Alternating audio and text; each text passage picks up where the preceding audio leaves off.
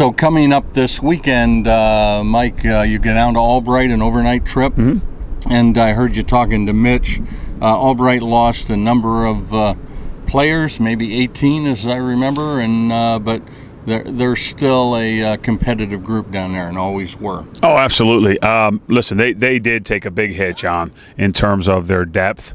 Anytime you had a senior class like they did last year, and probably very similar to what we have this year, you hate to see those guys go. It's great for this year for us, and it was great for them last year.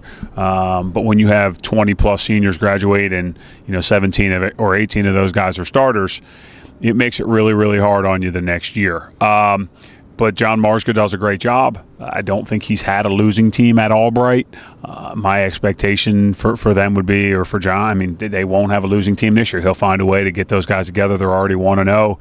They went over and beat a New Jersey State school, which is always a tough way to start the season. And I'll expect that they'll be more than ready to play us this weekend.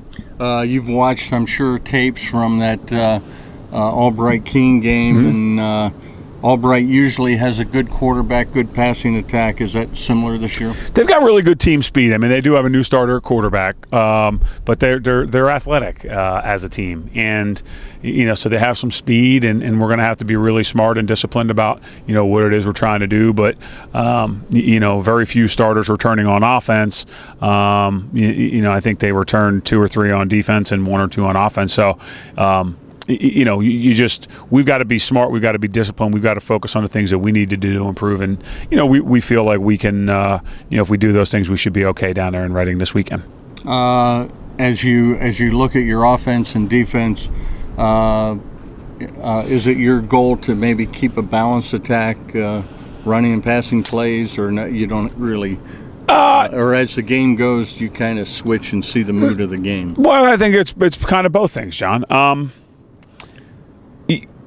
We'd like to be as balanced as possible, right? I think in a perfect world, if we can run 70 plays, and we were a little below that the other day, we'd like to be as close to 30-30 throughout the majority of the game, and late in the game, if we're fortunate enough to be winning, that maybe the last 8 or 10 plays are runs. Yeah. So if you push 40 runs in a game, you feel good about winning. If we throw the ball 40 times in a game, things probably haven't gone the way we would have liked. Okay, well, it's good to get the MAC season on the road. First game at Albright, and we'll see you down there. Best of luck, Mike. I appreciate it, John. Thanks for coming out. Right. Yep, bye. Thanks.